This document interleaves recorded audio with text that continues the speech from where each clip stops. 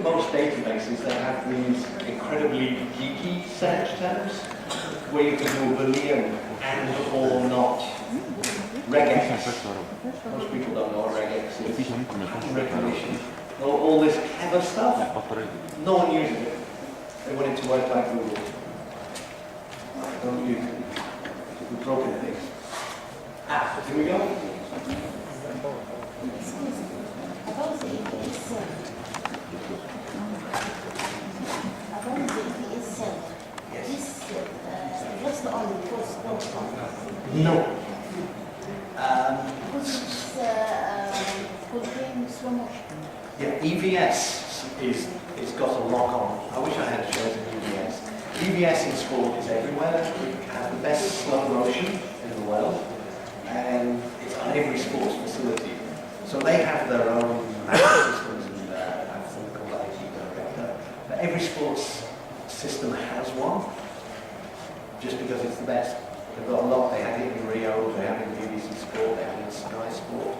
It's just a really good tool, so everybody has it. So could you use slow motion in other things? Yes, you could. But sport has a real need for slow motion. Yeah, it's what we do all the time. We watch it. We see it happen. It happens so quick. American football, we watch it on 78 other cameras in super slow motion to see what happens. Yeah. So, oops. Let's go back. So, thank you. So these are the types of, if you teach somebody, and what happens is you teach the lady who's archiving the stuff how to search, right? And they get lazy. The users go to the lady who's doing the archive and say, please find me this, please. Honestly, please find it me. I'm so stupid I can't find it. And we don't actually want that. So that's what users do. If they can't find that, if they can't access the system or find their way around it, they find another way of doing it. And it might be what you want. So, you can see all the hundreds of names and blah, blah, blah. And we thought we were clever with all the drop-downs because it stops typos and what have you. And all this auto-completion. But the market doesn't really want to do any of this work. They don't want to do it. Because it takes time, costs money, you need people to do it. Can we figure out other ways? Yeah. So I think, let's see what else we've got here. Historical archives, they're big on that. Sports nuts who go, you can see how popular it is. 4 cameras in every one of these cars. And we have to find it to the frame. And this is old now, but it's showing pretty much every organization has some workflow like this to deal with. Yeah. Oh, they have to censor the audio. That was unique to me. I didn't know they did that, but they do it on the fly. Because apparently if you're driving, you say bad things. You would have figured that, we can't let that go to that. And they said, well, how are you going to handle the audio censoring? And I say, what audio censoring? I don't know anything about this. This is something you didn't tell me about. But it's very important. So they're very proud of it. Obviously, they shot so much. Let's see what else. Okay, third floor. This is my floor. What else do we do here? We play out.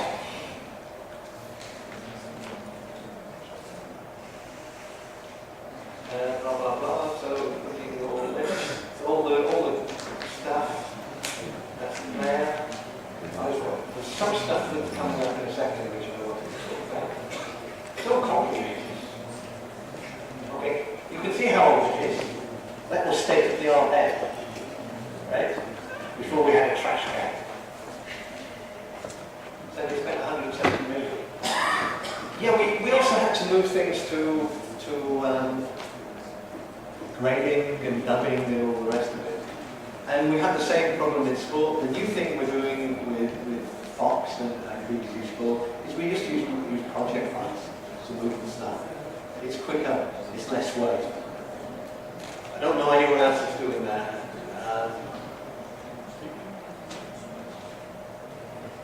Central's a very busy one.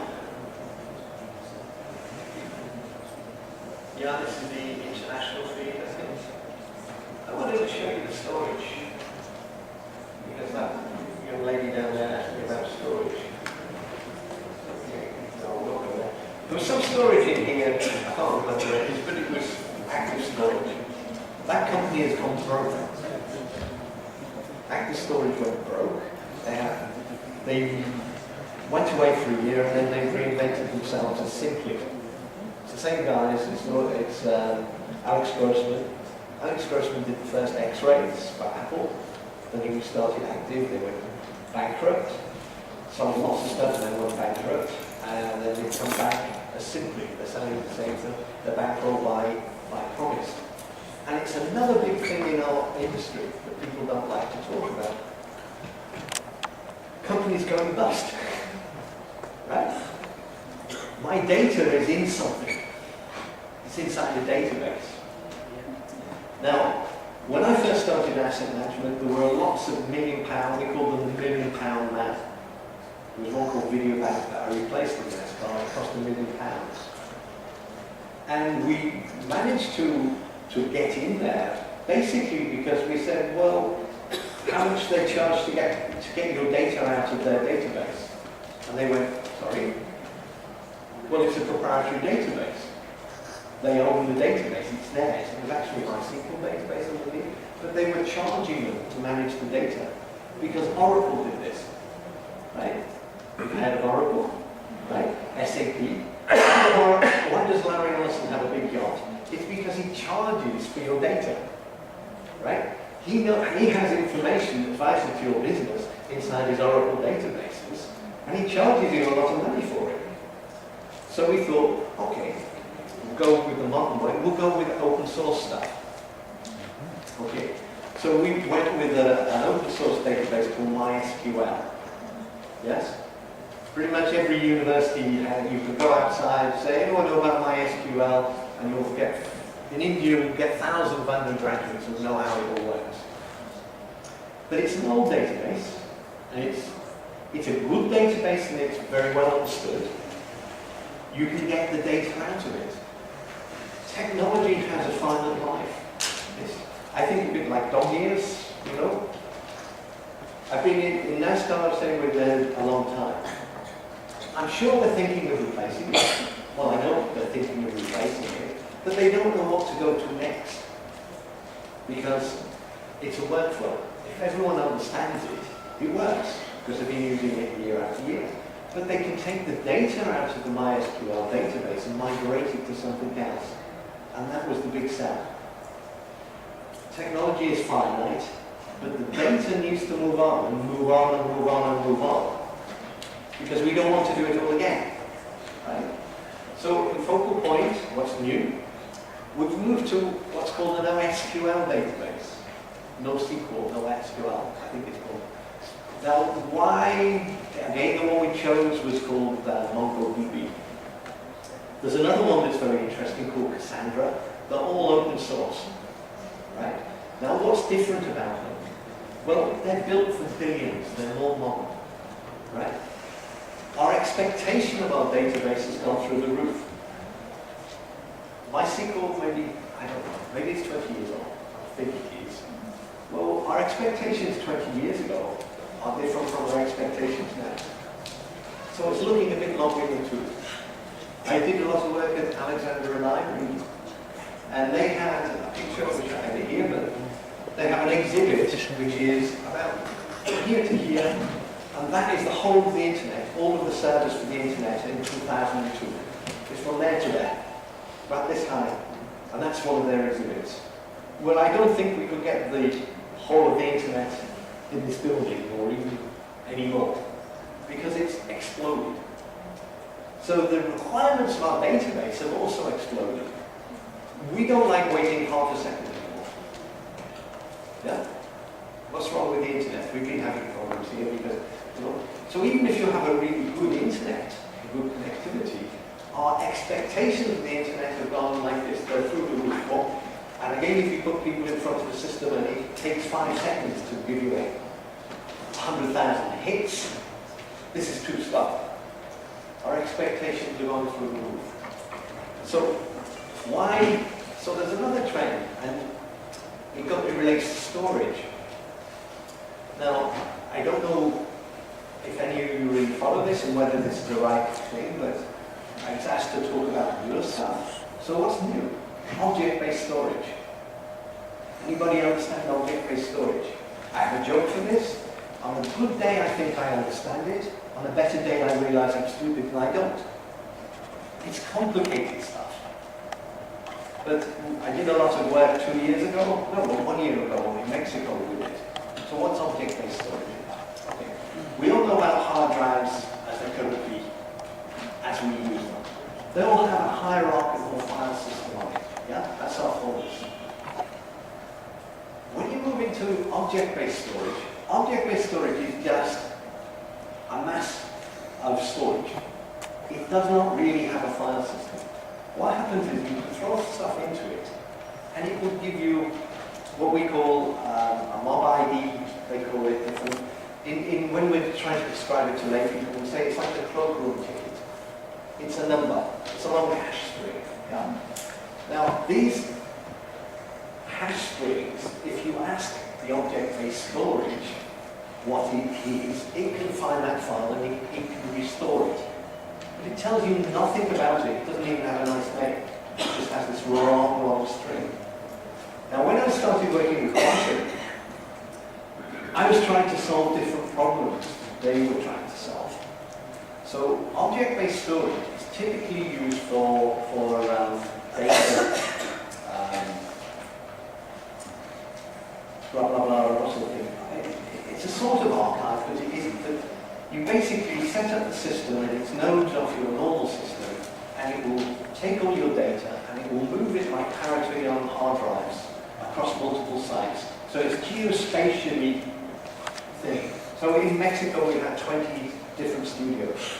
So we could take all the data from Studio A and we could write it to 19 other studios as parity and Vicky Verde. So we could construct a system so we could lose 4 studios and we still have all the data in this object-based storage. But when I said to the Quantum guys, I said, okay, so everything's safe. Yes, Kate, everything's perfectly safe. We could lose 4 sites or we could lose 5 sites. And I said, okay, so how long before we get the data back? Say I lost 4 sites, how long? And they said, oh, we'll be petabytes here. Oh, how fast do you want it back? We could spend more money and make it quicker. I said, oh, give me an idea. So they said things like 3 weeks. Yeah, a lot of data. Because they have to get it from here, bring it back to here, move data everywhere, blah, blah, blah, blah. But it was all on 10 gig each as well. Because Televisa are telecom, and they put 10 gig each ring around all the studios. So I said, that's not acceptable. And they said, but all your data's safe. I said, but you don't understand the business. If a TV company or most businesses do not get their data back to satisfy tomorrow, we lose money. Okay. So I say, well, why can't we tell it what stuff to bring back? And they say to me, you don't understand object-based storage, do you, Ken? I said, I understand that this is not an acceptable answer. I tell you what, I'll build you a system that gives them the right answer. And the right answer is, I know what shows I need to get to where tomorrow. Can I bring these shows back? So how do I identify these shows when there isn't a file system? Because it has to be mob ID. So we use focal point. And basically what we did is we drag onto an object called a show, we get the metadata, we submit to the object-based storage, which does its magic, and moves the data over everything. But in return we get a mob ID. We get an ID, focal ticket. And we write that into our database in much the same way we were doing with an LTO tape. We got the tape name, right? But here we're doing it on a granular basis on the file thing. So then I could go to focal point and say, get me all these files, they have these numbers, and restore it here. Okay? Because we could then have a list, we had a list of the shows we need tomorrow. Now we can lose 4 sites, and we can pull back the data to any of the sites that are left that are surviving. Now, being object-based storage and cloud-based, this data can be anywhere in the world. On the backbone of the internet, stuff can move around quite quickly. It's really quick once it's up there because it's fast, right? But the slowest bit is bringing it down to the local thing. But on this system, it was very quick because it was 10 gig and we were all tethered. So we could lose 4 sites and we could bring back the data for the show. Now once you have data, and this is something that's unique about Focal Point, you only have half the story. Okay? Why is it half the story? So anybody edit? If you have the media and you don't have the project file Final Cut 7 or Avid, this has metadata that tells me how to process this to give me my final show. Okay? If I don't have the project file as well as the media, I start again. And that's not acceptable because I may have spent 6 months editing my show or 3 weeks. The metadata in my project file is as valuable as the media itself, because that's what acts upon the other to give us the output. So Focal Point, essentially, is again, first on doing this, it's saving the project files along with the media. So when we restore, we can just click on the project and we start editing. Now we built this, and it worked. Problem was that it was an eye-opener. They thought I was cheating, because it was like, click, there it is. And they thought, well, it can't be that simple, can it? And it was. So I had to say, look, nothing up my sleeve, look, I'll do it again, watch. And they were going, it's too simple.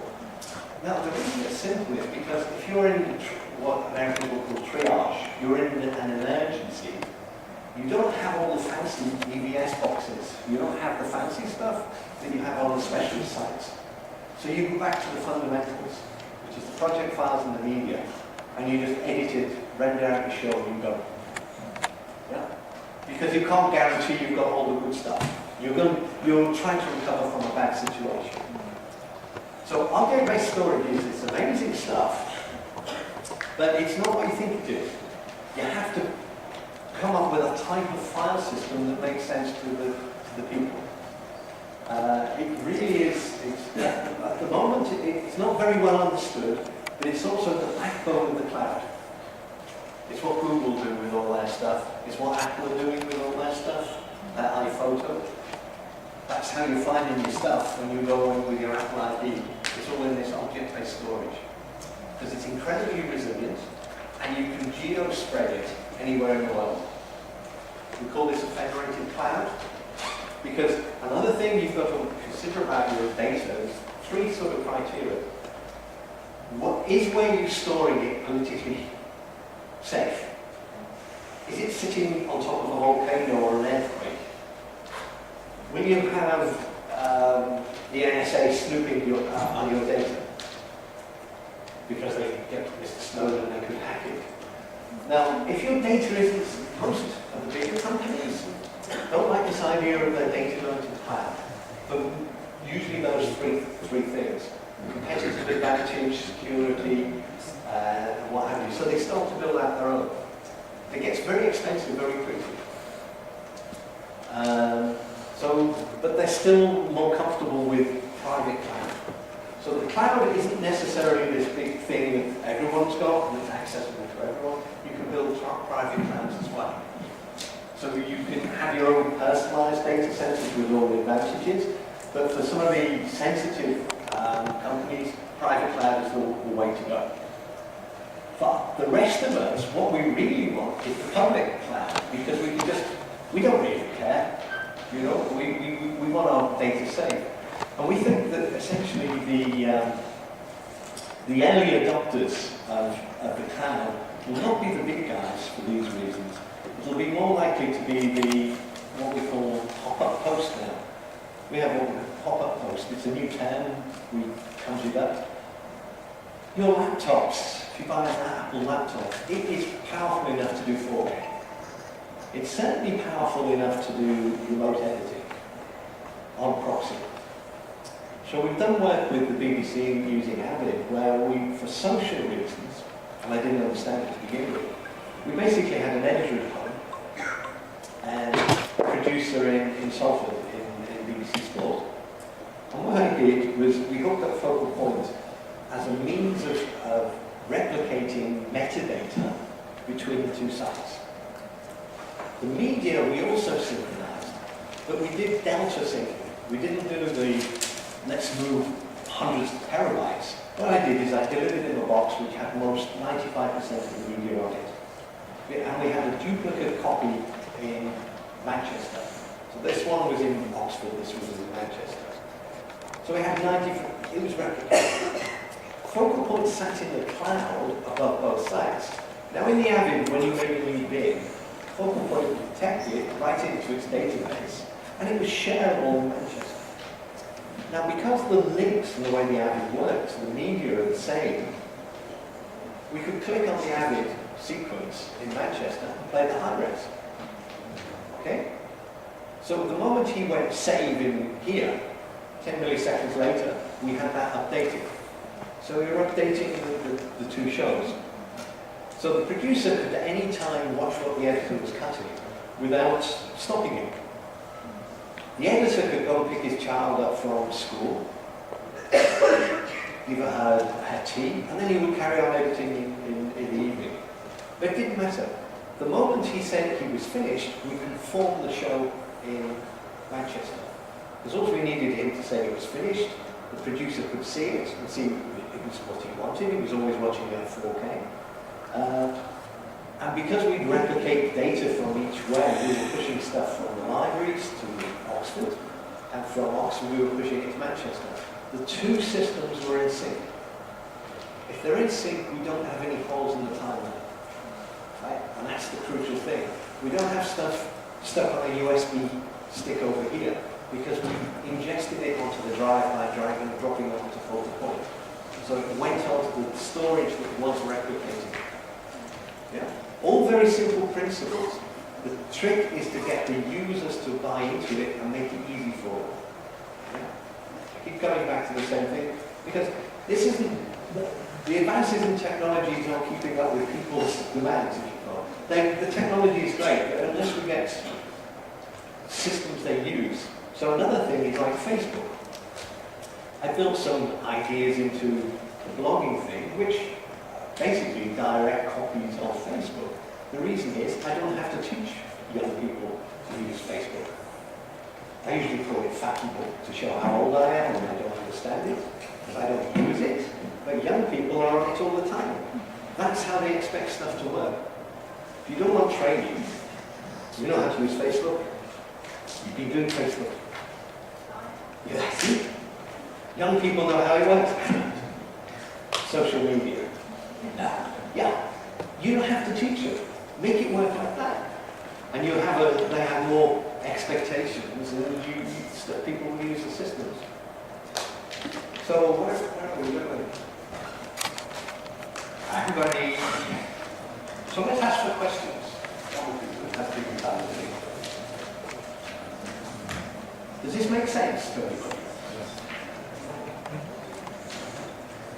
Stupid users is part of the problem of technology, right? So, I don't know what the timings are. How much more time do we got? Half an hour. More questions. More questions. Help me out here. Because it's a lot to take on board. You know. I can, as you've seen, I can talk for hours about this stuff. Because each job I do teaches me a new problem that I didn't know I had until I get there. So, some of the new stuff we're building, I'll show you some new stuff. Let's see. Let's find, we've got half an hour. So let me, okay. This was different. Okay. So I did this a couple of weeks ago for that play. So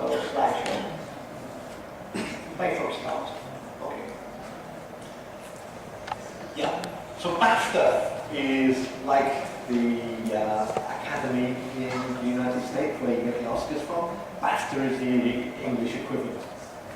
So we had about 100 people there, and it's producers all trying to think how they can use the cloud in production going forward. And this is where we get a lot of evidence from them about we think the smaller guys will go there first. Because they haven't got the infrastructure, but they've got these volatile files that they come off their SSD drives and their CF drives. So they can either invest in LTO and somebody to drive it and asset management and all these things, and that will cost them money. Or they could maybe go to a subscription model where we send somebody around with the drive and we take it to the cloud for them. Or they can upload it to the cloud and we'll keep it safe. I never went and said the bad question where what happens if a cloud provider goes bankrupt. We haven't faced that yet, but it's a possibility with technology, right? First thing I'd do is I'd go and buy all the data and ransom it back to the clients, because they need it. I would charge them a fortune for it. But it may happen. I think what they'll do is they'll come to an alliance where they, like travel agents, they'll insure each other and take it into another system, so we don't lose data. We can't lose data. So we were talking about cloud. Okay, the cloud. Yes, cloud computing. So here's a big definition from Wikipedia. Can't be from Wikipedia. Internet-based computing that provides shared computer processing, resources, and data on demand, blah, blah, blah, store and process. These are the important things, store and process. We can, once it's up there, do stuff to it. Telestor, for instance, will do transcoding in the cloud for you. You can just sign into that. It's one of the elements that we're always looking for. Is it going? Okay. Thank you for that. So, who are the guys who do it? Okay. Who uses Dropbox? Everybody. Why? It's simple. It's simple. I rest my case. If it's simple, people will use it, right? Focal Point is a targeted Dropbox. Each of the projects is what you drop onto. It goes to the right place. Because we need more granular. So it's like Dropbox. Dropbox goes to the cloud, right? So you can drop onto it from any device. It goes somewhere, but you don't care. It comes down. You want it at this end. Up and down. So what's going on up here we don't really care about. It's very interesting technology, but we just want it down at this end. That's how we join stuff up. So YouTube, we know it works. We've just been using it. Microsoft have been very interested in this sphere. They've really gone for the cloud. Now, Google also. Google Docs. Who uses Google Docs? Yeah. Okay. I don't understand it either. What's all this versioning stuff, right? Oh, it's all in the Google's draft. Well, what they're doing with versioning is they're making new copies and they're tracking the metadata for changes of these versions. So it isn't a history like it is in, say, Photoshop, where you have undoable actions. You have multiple copies which are timestamped from that version. And that's how Focal Point works on project files. So a lot of this technology you're already using, it's already there, but because the size of the files are so small, it's the same problem. Our files tend to be big. Yeah. Cloud in practice. Everybody uses Amazon. Every man uses Amazon because no man likes really going shopping. So I use Amazon all the time. It's there next day. It's good for me. And it's great for Christmas. They are one of the richest companies in the world because they made the internet work and they made the cloud work. We can order stuff online. What we have to do, though, is give them our credit card details. Now, we hate filling in that form, don't we? So what do? I do one click. I fill the form in once. One click gives me it. They've got my details. That's my Faustian pact with them. I give them all my information. Hopefully, if it gets hacked, I don't lose my microphone. You know what I'm saying? There are security implications with the cloud. So the adoption, you can see the adoption of these services. 2006 Amazon started. Well, I can't remember a time before Amazon anymore. Right? And that's what happens. If it gets adopted big time, you can't remember how it worked before. If it's answering the need. So what else do we get? What's it look like? Okay.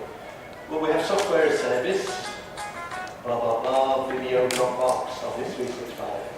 Platform. Google. This is where you can deploy your stuff on. That's what it's a platform. And infrastructure as service. Well, they build it all out for you and you access it there. This is what I was mentioning earlier, public, private, some sort of hybrid. A lot of what we do, there isn't one right answer. So we mix LTO with nearline storage, with cloud storage. It's a hybrid model. It's not one thing, and we tier it. It's all about the metadata. Here's my picture again. These are all the places